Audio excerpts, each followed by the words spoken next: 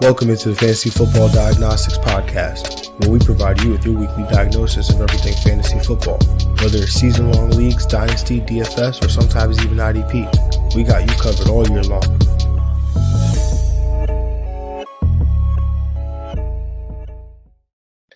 Let's do it. Let's get to it. Welcome into the Fantasy Football Diagnostics Podcast. And of course, as always, your host, John June. And of course, as always, in the month of August and the rest of this football calendar year, we have football on TV now. Greg Penniman, my co-host, is with us. Greg, how you feeling, man? Feeling good, on this nice Saturday morning. Ready to talk about the tight ends. Probably the most frustrating position for fantasy for sure. Especially after that, those top guys. But that's why we're here to make the life easier right now, and maybe get some hits, win some matchups, because tight end can definitely win you some weeks. Yeah, I mean, we saw that last year, that if you had a really good tight end, you were most likely in the running for a championship in your league, whether it was Travis Kelce or Darren Waller, and some other guys along the way that helped us out, that just weren't in that tight end depth zone that like tight end 10 and later that we'll often see. But as we've been doing with our positional breakdowns, we're going to discuss our top 3 tight ends. We will each reveal our top 12 tight ends. We will go through our sleepers, our bust, our breakouts, and our my guys. So, and then if time permits, which is the tight end show, so I think time will permit, we'll play some ADP game. Not much news and notes. Again, playoff or preseason football is out. That's something we didn't have last year. Greg, what are you trying to take away from preseason games now that they're on and that fans get to watch them? Definitely, it's good to watch. I was never a huge fan wise of just preseason football. I mean, the starters come in for maybe back then when it was 4 games. Now it's not even 4 games this year. That third preseason game was always probably the best one to get the most time for starters and everything like that.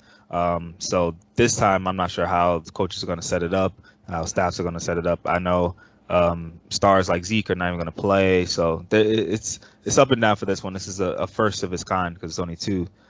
So I would just try to keep in mind, not take it too much, not take it for a grain of salt, but not take it too heavy, because I've seen teams look so great in preseason and then just come out horrible in the regular season. So, yeah. Yeah, I think for the biggest thing, like you said, don't take too much, don't put too much stock into it, right? But the things I try to take away from it are, how are some of these young guys looking? What are they running with starters? Are they running with backups? Those are the kinds of things, like seeing where guys are on the depth chart, how they're utilized a little bit. Those types of things are interesting, especially if you're in a dynasty league. You like to see your rookies and your those second year players. You like to see how they're developing, and so just seeing them on a football field is nice. But like you said, don't put too much stock into it one way or the other. Whether a team has a great preseason or a team has a bad preseason, there's no telling. I mean, the Patriots, I think, went 0-4 in the preseason. The year they went 18-1. So don't really put too much stock into it. But let's recap. We're jumping into tight end position. Let's recap the top 12 tight ends in total points from 2020. Refresh everybody's memories real quick. And the number 1 guy, obviously, Travis Kelce. Yes, number 2. This isn't going to be total points, actually. I lied to the people. I'm sorry. This is going to be fantasy points per game. Travis Kelce was 1. Darren Waller was 2. George Kittle was 3. Mark Andrews was 4. Logan Thomas 5. Robert Tonyan 6. TJ Hawkinson 7. Mike Gesicki 8. Dallas Goedert 9. Hunter Henry 10. Noah Fant 11. And Eric Ebron coming in as the tight end 12. Greg, which of these guys, in your opinion, has the likeliest chance of falling out of this top 12? Yeah, I'm definitely gonna go with Eric Ebron. I feel like this is kind of an easy answer. He was already hanging on that 12, just an easy drop for him. It's just the emergence of these new guys, especially Kyle Pitts, and he's definitely gonna be in that top 12. So yeah, that's one right there, definitely for sure. Just production for the tight end from year to year is not consistent, and Ebron's never been historically a dominant guy, so I can't see him finishing top 12 year in and year out. Yeah, definitely agree there. It's going to be hard for Ebron to replicate that. Honestly, I'm looking here at this list. Like, obviously, you know what I went through with Hunter Henry last year, but I have him in my top 12. So, but there's also a chance. I mean, right? Although I do have him in my top 12, there's a chance that he could fall out because he does have Yeah. Johnny Smith on his team, and plus Yep. the Patriots are unpredictable. So there's that possibility. But maybe Mike Gesicki, because we've seen, him fluctuate in the his usage fluctuate with Tua. And so hard to tell if that was a function of Tua or if that was just a function of, Tua being a young quarterback and how they were utilizing Mike Gesicki in the tight end position. But again, tight end's hard, right? Because it could be a touchdown or two touchdowns that separates these guys from the tight end 6 to the tight end 15, right? So let's jump into the discussion. And I don't think there's much discussion here, Greg. I'm going to let you lead this off. Who is the tight end 1 for 2021? And the tight end 1, our tight end 1 in the St. Jude Bowl as well, Travis Kelce. We took him in the first round, and I think that's the way to go with this man. He's going to be the first tight end off the board, as he should be. This is a guy that's going to get close to 150 targets, if not more. He's going to be dominating as the number 1 guy with Tyreek Hill. It's like 1A, 1B for Pat Mahomes, for who he's going to pass it to, especially in the red zone. Both these, they're going to get a high touchdown mark. Travis Kelce, smooth on the field, smooth off the field. He does what he has to do every week in and week out. He plays every game. Like this man is a machine. Like for consistency at the tight end position. And yeah, I have him as my number 1. It's not even close. Yeah, man, he's definitely the number 1 tight end for me as well. Absolutely dominated in 2020. Had 145 targets, 105 receptions, 1,416 receiving yards, which was a tight end record. Also had 11 touchdowns. This was good for 19.5 PPR points per game. Like you said, just dominated the position. And like you were mentioning, he's our tight end 1 in the St. Jude Bowl. We took him in the first round. I think, what did we have, the 6th or 7th pick? Seventh pick, yep. 7th pick. So we were able to get him at the 107. In terms of ADP, according to 444.com's multi-site ADP, he is the 5th player off the board behind Christian McCaffrey, Dalvin Cook, Derrick Henry, and Alvin Kamara. Are you in on that price, Greg, for the 5th player off the board? We're here, man. I mean, yeah, just a couple years ago, taking a tight end in the first round was unheard of, and I'm glad we're adjusting and adapting to just taking a player at this point. Like you're getting a skill that is going to give you an advantage. That's what it's about. It's not really about him. It's about what's relative to him at the tight end position, and you're only going to get maybe 2 people that are going to compare to his stats. So you're having an advantage over more than half the league right there. No, absolutely, man. And like we've been talking about, you and I have been on the same page with Patrick Mahomes is probably going to have a ridiculous year. And the top 2 targets, like you mentioned, Travis Kelce, Tyreek Hill. So Travis Kelce's not a bad piece to have, especially since he's essentially a wide receiver playing tight end, right? So that's like a cheat code there. Yep. But if you can't get Travis Kelce, then maybe you go with the number 2 guy. He's my number 2 tight end. We'll find out very shortly if he's yours, but I'm pretty sure he might be. Darren Waller, he was the next best thing in fantasy last year. If you didn't have Travis Kelce, he was the tight end 2, averaged 17.4 PPR points per game, had more than 100 total PPR points than the next best option. And that's because this man right here might as well have been a wide receiver with the numbers he was putting up. Led the Raiders in targets, 145. Also had 107 catches for almost 1,200 yards and 9 touchdowns. All of those numbers are career highs for the former wide receiver. He's going off the board now, Greg, as the tight end 3, player 25. I know you and I, Greg, we felt that shouldn't be the case. But what are your thoughts here with Darren Waller, assuming he is your tight end 2? Yeah, he is definitely my tight end 2 as well.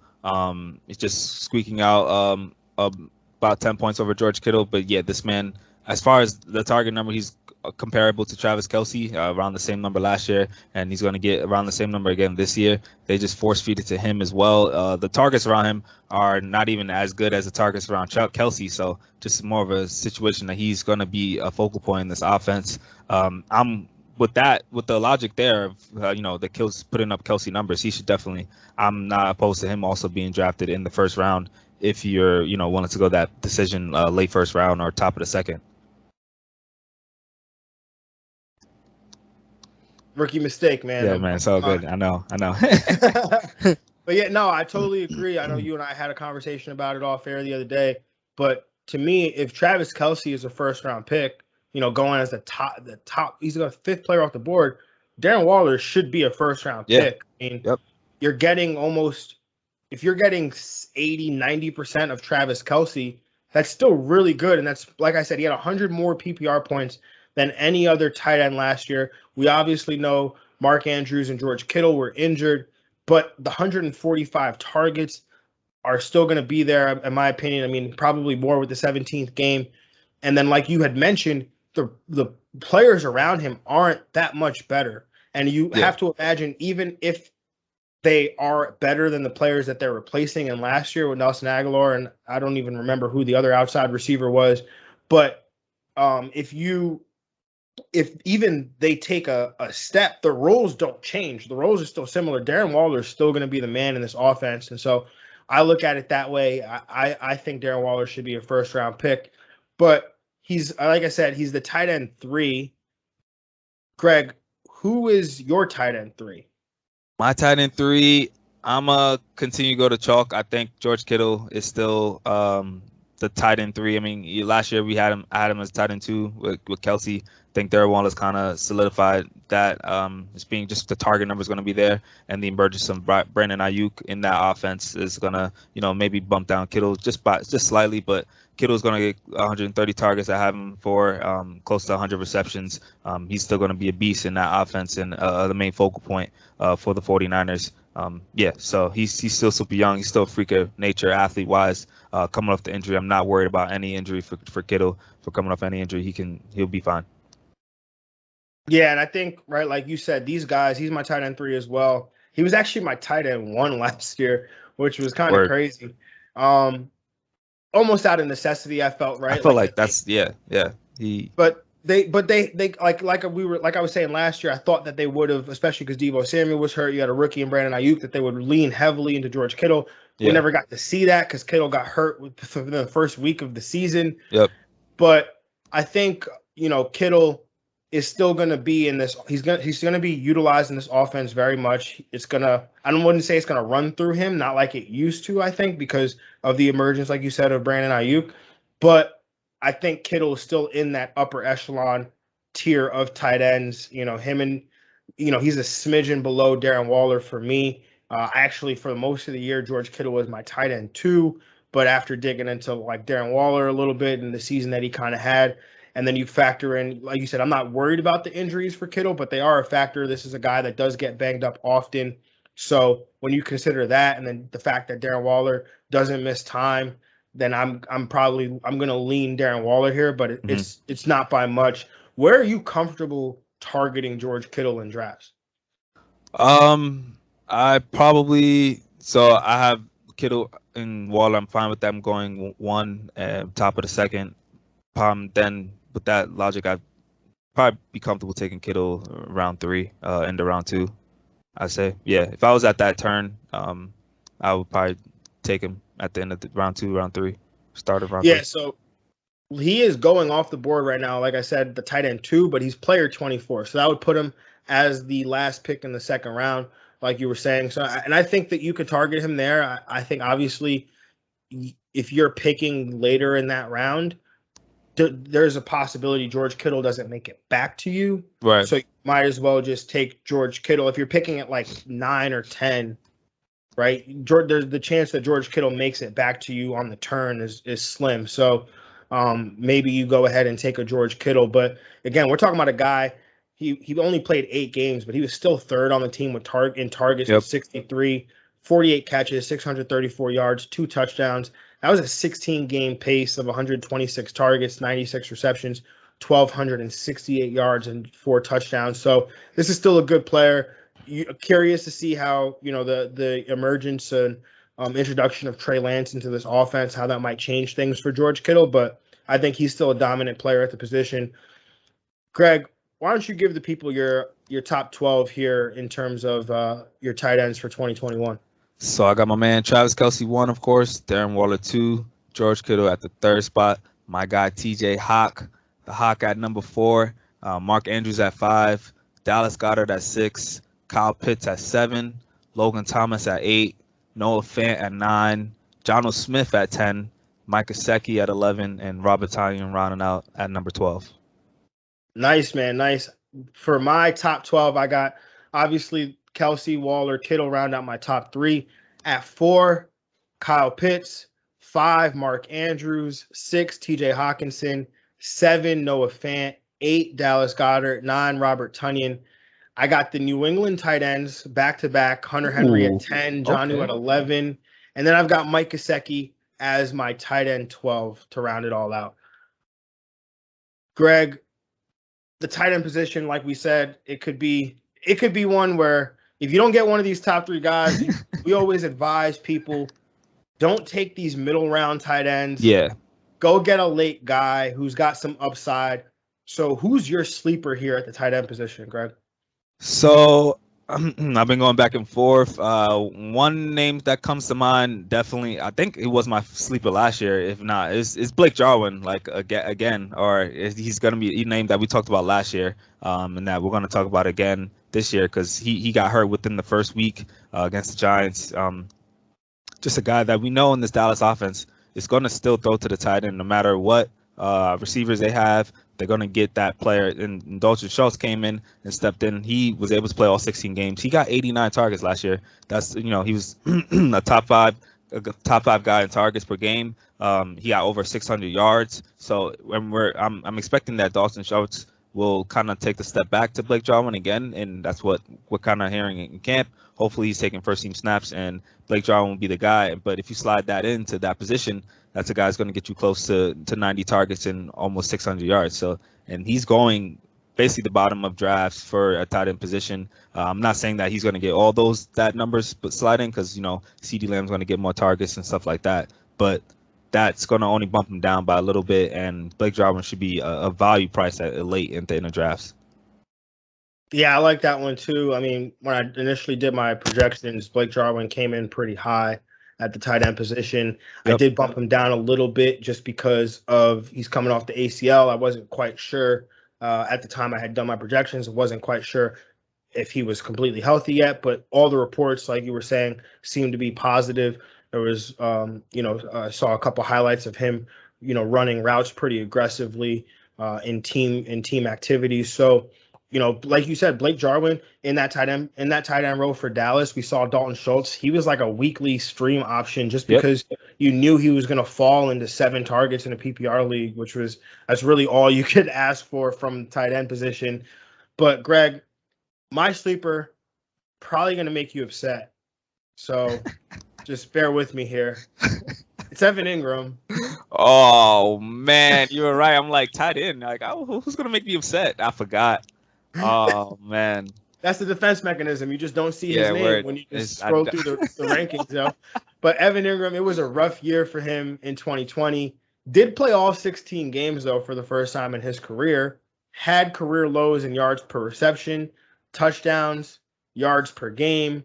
He had a career high in drops. He was second in the NFL, which the drops total would put him second in the NFL. Finished as the tight end 20. Going off the board this year as the tight end 17, I think that's value here. He's been a top 6 tight end before. Both you and I had him in our top 6 last year going into 2020 season. So if look through that lens, I think he's a value. And when we're looking for a tight end this late in a draft, we're looking for someone with top 6, top 7 upside, and Ingram has that. So for that reason, and I'm again, how I'm approaching tight end this year, I'm trying to get one early so I don't have to get one late. But if I do have to get one late, I'm looking for a guy that has this kind of upside, and Ingram provides that. Yeah, I actually have him in my projections tight end 18. So yeah, I have him priced where he pretty much is.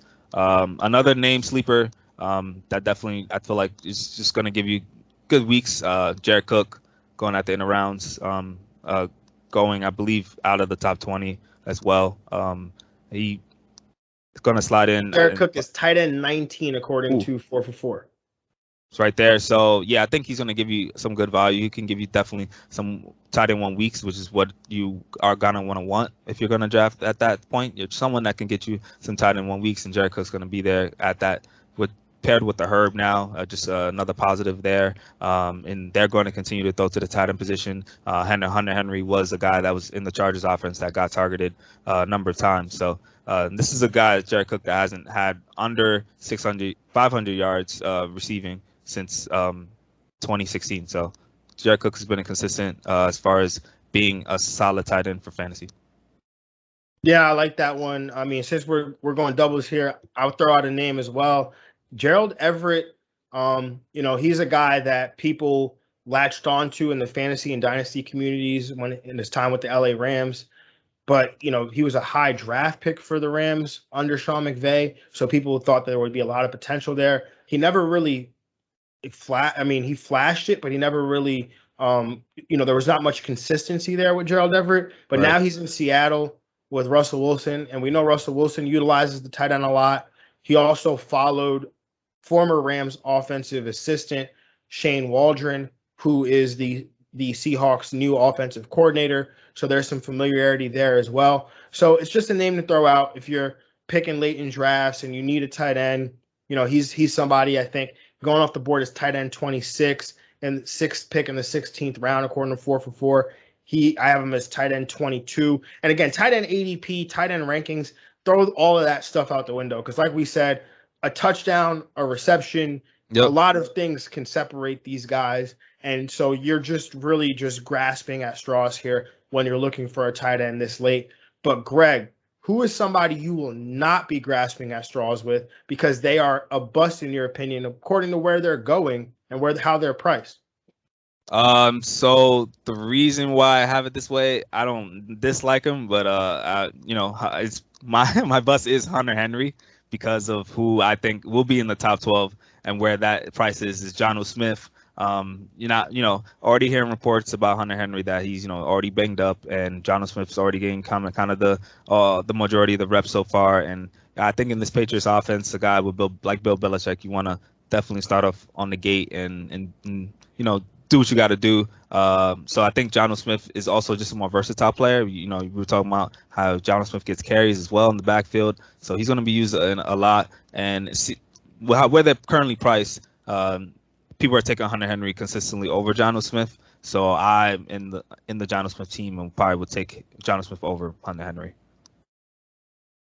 Yeah, I actually don't hate this one. I've been going back and forth on these two, Jonnu Smith and Hunter Henry. They're actually Jonnu Smith is the tight end 15. It might have changed a little bit. Jonnu Smith right now is the tight end 15. Hunter Henry's the tight end 16. Oh, okay. So they're both back to back, but I think it's probably a coin flip. I know I've been going into the season saying I would prefer Hunter Henry over Jonnu Smith only because, like you said, Jonnu Smith is the more versatile player, and because of that, I just envisioned him playing like in blocking roles and doing some of the dirty work, where Hunter Henry, we know he's more of the receiver type. So he might be, this is going to be a 2 tight end offense, right? Like let's call it what it is. We paid both of these guys. They're tied for 3rd in terms of annual money per year at the tight end position. Both of these guys were paid handsomely in free agency. So I think they're like a 1A, 1B. But in terms of fantasy, how does this break out? I think, Jonnu Smith is, like you said, the more versatile player. Hunter Henry's already banged up with that shoulder. And if Jonnu Smith is going to get carries, like we said, he's going to do some of the dirty work, but he's going to get these carries, going to be used in, like that Aaron Hernandez type role that the New England Patriots had when they had Gronk and Aaron Hernandez back in the old Patriots days. So Jonnu Smith probably is the more weekly. He's probably the safer week-to-week bet in terms of like what you're going to get if he's getting used in that way where he's getting these carries. We know he's a beast after the catch. I mean, he made a play in the preseason game where it was just like catches a ball like 2 yards down the field and just jukes somebody and runs through another tackle and he gets 8 yards. So it's like, all right, like we understand, there were times where we were frustrated with Tennessee because we felt like Jonnu Smith was underutilized, but I don't think Belichick and company paid him all this money to underutilize him some more. So Right. my tight end bust is actually the same. Pretty sure it's the same bust I had last year. So I'm just gonna roll with it again. It's Tyler Higbee, man. He's the he's the returning lead tight end for the Rams. He was 5th on the team in targets with 60, which he turned into 44 receptions, 521 yards, and 5 touchdowns as the tight end 17 in total fantasy points per game, or total fantasy points, averaged 8.6 points per game. A part of me feels like he's getting credit from that 8-game stretch back in 2019, so like 2 years ago. Obviously, Everett is gone, which managers, that fact right there gives managers hope that Higbee can see a full-time role. Again, he's going off the board as the tight end 11. I think he's going to disappoint managers this year. I wasn't into Higbee last year, and once again, I will not be into Tyler Higbee this year. Yeah, I've never really paid attention to Tyler Higbee as a guy I want to draft. He's a good player. He's does what he has to do. But yeah, I'm not really focused on buying someone that. Yeah, it's either top of the rounds, or I'm just waiting, man. I'm just waiting patiently. That's what I'm doing. Yeah, man. It's not. I mean, look. Back in we had the LA Rams breakdown. Laquan Jones, Real Deal Fantasy, gave a phenomenal rant about Tyler Higbee. So if you haven't heard it, go back and listen to that episode, or you can watch it on YouTube. So if you don't know, we're on YouTube, so make sure you subscribe. But if you're watching on YouTube and you don't know, then we have a podcast. So you make sure you subscribe to that. So no matter what you're doing, you can listen to us. You can catch our shows 2 times a week through August. In September, we'll be 4 times a week. But that's neither here nor there. What is here, Greg, is your breakout tight end for 2021. So I feel like this breakout tight end is probably for you more. It's like, it is basically Kyle Pitts. Like that's basically like I feel like everyone's breakout tight end. Really he's a freak in nature. I already saw some highlights of him in the NFL preseason on Instagram. He's doing one-handed catches, just like running routes on everybody, back catching all the types of throws, getting up for catching at the tip of the ball. He is a receiver playing tight end. I think that's kind of the formula for really finding the dominant tight ends now. Get you a receiver, get you a big receiver, and that can play tight end, just make him a cheat code. So there's no reason Kyle Pitts is not going to finish as a tight end 1 this year. His ceiling is there is no ceiling for him really, because we're projecting to what he can do, but if the more and more he gets momentum, the more and more Atlanta's just going to want to throw him the ball and dominate. So yeah, Kyle Pitts is that guy. Yeah, man. Look, this is probably this is the last of our series, but this is the only time that we will have the same player in this spot. But it is 100% Kyle Pitts for me as well. Like, if you've been listening to this show since draft day, you will have known that I've basically been a Kyle Pitts fanboy for the last 4 months. So again, he was the 4th pick in the NFL draft to the Atlanta Falcons, has all the potential in the world, has the first round draft capital. He's a phenomenal athlete for the position, 6'6", 240 pounds, sub 4.5 in the 40-yard dash. And then you consider what the tight end won. I know you talked about the ceiling and how there is no ceiling, and I totally agree. But what's the floor? Let's talk about the floor. And when you consider what the tight end 1 in Atlanta has done in recent years, over the last 3 seasons, the Atlanta tight end 1 has averaged 91 targets. The average catch rate was 74%. They had a 10.5 yards per reception, and the average touchdown total was just over 5. That would be an average over the last 3 years of the tight end 6. In my opinion, this is the floor for Kyle Pitts. And when you consider the talent he is, I think the tight end 4 price is 100% appropriate. And we could be talking about the tight end 1 this time next year. Yeah, absolutely. That's what being a breakout is all about. Like, yeah, this is a guy that's going to be, at the top with these guys and holding it down after Travis Kelce, one of the tight end greats we're about to see right now. Absolutely, man. Absolutely. Greg, who is your my guy at the tight end position for 2021? My guy this year, he was my breakout last year, actually. It's going to be my man Noah Fant. You already know. That's my guy. He played through a a lot of injuries last year and was able to still get on the field. I remember last year was always coming into week with the injury report, but he would still be active and still put up receptions, put up yards. Noah Fant is that guy for me this year. Got the bump up in targets from 66 to 93. Got the bump up in yards from 562 to over 650. I see no reason why that improvement is just going to keep going up. He did that in less games in his rookie year, so he's going to be balling out. He was probably the most consistent player for the Denver Broncos last year, so I'm with Noah Fant all the way. And what he's going to do, I'm going to be targeting him in a lot of drafts. That's a guy I'm willing to pay for sure. No, absolutely, man. I mean, Noah Fant came through big time last year. We saw, and I say this all the time, but we remember when a guy doesn't play. Like, we remember that George Kittle was gone for 8 weeks, but we don't remember that a guy like Noah Fant had a high ankle sprain, missed a week, came back from the high ankle sprain, probably wasn't 100%, but was still out there playing. And so that production takes a little bit of a dip. I mean, he went from 14 yards per reception as a rookie to just under 11. I think he's clearly more explosive than that, and we know that from his profile, and we saw it as a rookie. So I'm on board with that and keeping the trend going. My guy for 2021 was also my breakout tight end in 2020. Mike Gesicki came through as a tight end 1 in just 33% of his games last year. But he seemed to be more productive when Fitzpatrick was the quarterback, because when Tua entered the lineup, we saw that production dip. Sometime around week 12, though, there was a shift in that production as he was a top 10 tight end in 3 of the final 5 weeks of the season. And in two of those weeks, he was a top 4 option at the position. We all know the athlete that Mike Gesicki is, and I personally am not the biggest fan of Tua in terms of fantasy. But if I'm wrong, I'm going to hedge my bet here and scoop up my guy, Mike Gesicki. Yes, sir. Mike Gesicki, he's definitely one of those, with the Noah Fant, Mike Gesicki, that range. Yeah, those players, you always want to see them succeed. They're hard workers, and yeah, there's so much talent. You don't want them to be suffering from from the quarterback situation, Drew Lock, and hopefully not Tua. Yeah, man. I mean, hopefully the change in the offense was what it was last year for Gesicki, but both of these guys just phenomenal athletes. And I think that, the sky's the limit for them. And so, again, if I'm betting on a guy, like, I'd rather pick up Gesicki late. I mean, he's going off the board as the tight end 13, round 10. I'd rather take a guy like him late, see what happens.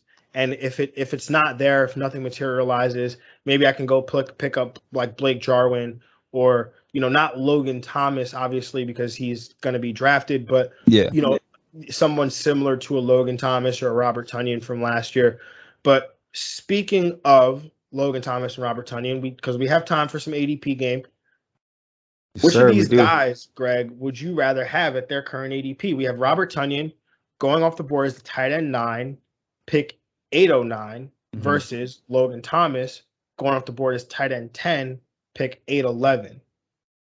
So, I mean, the answer is going to be pretty easy for me because I have Logan Thomas ranked ahead of Robert Tonyan in my rankings. So I'm going to go with Logan Thomas. I just think having Ryan Fitzpatrick is going to help Logan Thomas a lot.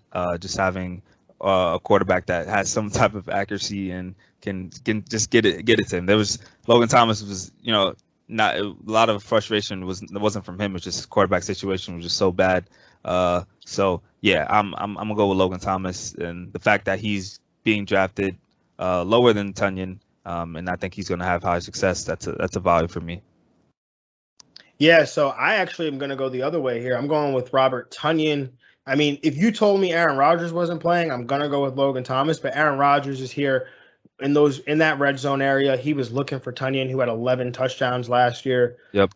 I don't think that 11 is going to be a hard number to replicate, but I think that Aaron Rodgers still being there, some of that magic has to fall Tonyan's way. Plus, the other thing about Tonyan, and like I just said, he had a high ankle sprain as well, but he played through it, and there was a significant dip in his yards per reception after the high ankle sprain against the 49ers than before the high ankle sprain.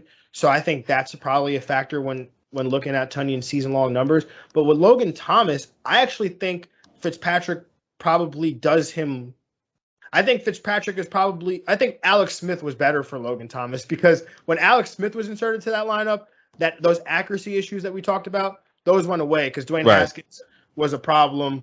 But I mean, once Alex Smith came in, we know that the throws were not far beyond the line of scrimmage, and so I think that fit right into Logan Thomas's wheelhouse. I think Logan Thomas is fine. The only thing I think also is a factor here is that last year it was just Terry, Logan Thomas, J.D. McKissick. I think you add Curtis Samuel to the mix, you add Adam Humphries to the mix, you add Diami Brown to the mix. There's more weapons here, and so I don't think Logan Thomas is going to be second on this team in targets. But going off the board as a tight end 10, not a terrible price. I just probably going to be looking for somebody with more upside. I actually don't really like either of these guys at this price, but Robert Tonyan would be my guy here. I've got him ranked as my tight end, I think tight end 9. I've got Logan Thomas at 13. So I'm going to go with Tonyan here. But we've got a trio here, Greg. The first time we've done this, but there's a little theme here. That's why.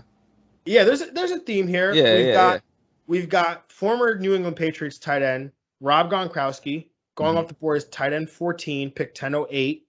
Then we have Jonnu Smith, current New England Patriot tight end, going off the board as tight end 15, pick 1110.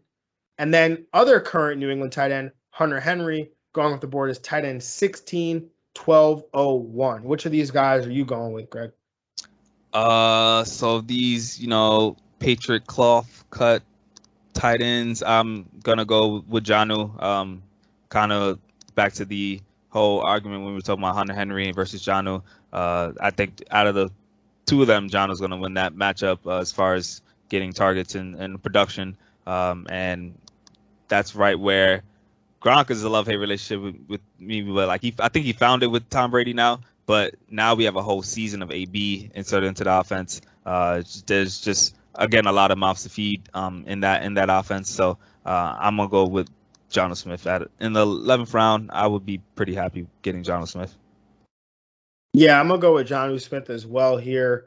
For the reasons that we had previously mentioned, and then like you were saying with Gronk, I think we saw last year he was really a factor when OJ Howard had gotten injured, and I had Brandon Gabor come on from Deep Dive Fantasy to talk about the Bucks, and he's a Bucks fan, so he pays attention to that very closely, and he believed that OJ Howard was going to be a factor for the Tampa Bay Buccaneers before getting hurt, and that if you looked at Gronk's utilization, he had even joked about it that he's a left tackle now at one point last year, and I think that Gronk is probably going to be a red zone weapon as more of an option between the numbers, on passing downs like he used to be early in his career. So I would rank this Jonnu, Hunter Henry, and then Gronk, although it goes Gronk, Jonnu, Hunter Henry in the ADP. But Greg, the final ADP game that we have for today is a pair of second-year tight ends that people have high hopes for. Adam Troutman of the New Orleans Saints, tight end 18, pick 1212. And then Cole Kmet of the Chicago Bears, tight end 22, pick 1406. Troutman was a third-round pick, while Cole Kmet was a second-round pick. Cole Kmet was the first tight end drafted last year. Adam Troutman, I believe, was the third tight end drafted. Which of these guys are you going with for 2020, Greg? So in this type of argument, I'm for rookie tight ends. I'm gonna go with Adam Troutman. I think more leaning because the situations here. The New Orleans Saints tight end historically has success. Jared Cook, we're talking about him. Guy that gets in the end zone, gets over 500 yards. I think that's a good number for rookie tight ends to kind of aim for especially for that fantasy season. Second year tight ends. And then for Cole Kmet is more the touchdown production. Jimmy Graham is still there, and I feel like Jimmy Graham is still going to get a number of touchdowns and steal that in the red zone. It could be off of one target per game, doesn't matter. Jimmy Graham still seems to find the end zone and still some touchdowns. So that may cap Komet's upside a little bit. So I'm gonna go Troutman. Yeah, I like your analysis here. I feel the same way. Troutman's going to be in a better role. I mean, there's no Michael Thomas as well, so some of these targets in the middle of the field, they've got to go somewhere, and I think Troutman probably absorbs some of that. And Troutman was one of my favorite tight ends going into last year's NFL draft. I mean, he was a small school guy out of Dayton, but he was definitely, one of my favorite guys. Just looking at how he ran routes and his 6 cone was a really good number. He just seemed like, and then the New Orleans Saints draft him, so I automatically had high hopes for him. Cole Kmet, though, is definitely, he's talented for sure. I mean, he was the first tight end taken. He had comparisons to Gronk, which I don't think are far off in terms of their dual threat tight ends and the fact that they can affect you in the run game, but they can also line up and make plays in the pass game. There is an interesting point. While I will take Troutman here, there is an interesting point on Cole Kmet. While if you look at the last 4 games of the season or the 3 games of the season, the snap number for Cole Kmet, actually it was the last 7 games of the season. It jumps from like a 47% snap rate all the way up into the 70s, the 80s to 100% of the snaps. And Jimmy Graham's, that coincided with a reduction in Jimmy Graham's snap totals. And one of the things that I pointed out earlier in the year talking about the Chicago Bears is that this is the same coaching staff that made this decision, right? Like, there's no new coaches coming in here saying like, oh, well, we know that Jimmy Graham, that Cole Kmet played more snaps last year, but, we trust Jimmy Graham because he's a veteran. Like, it seemed like they were passing the torch almost to Cole Kmet. And so if that continues, I think you might have a player here, but I'm with you. I'm going with Troutman just because the situation might be a little bit better. But the moment Justin Fields enters the starting lineup, I might be taking a peek over here at Cole Kmet because the way he utilized the tight end position at Ohio State, Cole Kmet's somebody that I might be looking to grab maybe off waivers or something. I don't know why, but I feel like I couldn't go through a tight end show without talking about this guy. But Harrison Bryant, like, what are you doing with Cleveland tight ends? Like, are you trying to target any of these guys? Yeah, that's probably the messiest position as far as tight end because all 3 of these guys are kind of talented, and all 3 of these guys can have production. In my rankings, I have Austin Hooper still the highest ranked. Where do you have Hooper by chance?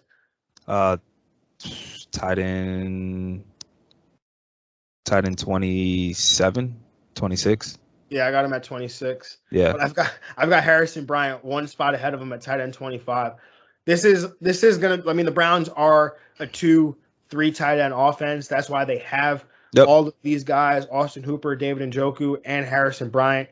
I do think Harrison Bryant will lead the tight end group in Cleveland in targets, just because, in my opinion, he's the better receiver, and Austin Hooper and David Njoku are the better blockers.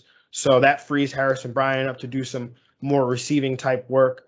I'm a huge fan of Harrison Bryant. He was one of my guys last year, and so I'm keeping an eye on him this year. And he's probably somebody that I will stream in desperation situations. Yeah, they're all very good. Yeah, tight ends talent wise. Yeah, and that makes the Cleveland Browns just better as a team. They're gonna utilize all of them. I feel like dynasty wise, Harrison Bryant is the guy to have for sure, though.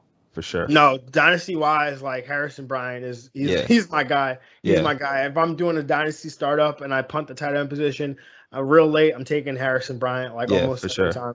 Yeah. All right, Greg. Well, that wraps up the tight end position, man.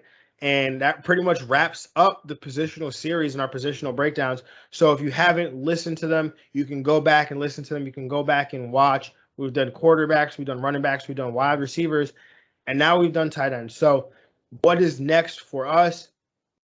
Our next episode will release on Thursday, and you will catch us doing a mock draft. Haven't decided yet if we're going to be on the same team or if we're going to do different teams. But you'll have to figure that one out when you come back and either listen to us on podcast or watch it on YouTube. But as always, everybody, we appreciate y'all for watching and listening. Make sure you subscribe to the show on whatever platform you're listening to us on, or if you're watching on YouTube, subscribe. Also hit the notification bell so you can get those notifications when we drop a new episode. Make sure you follow the show on all social media platforms at FF Diagnostics. Make sure you follow Greg at his Instagram at we_made it. You can also find him on Twitter at gmoney_truth. And me, you can find on all social media platforms at JR Football Nerd. Have a good one, everybody. Enjoy your drafts, and we are out of here. Yeah.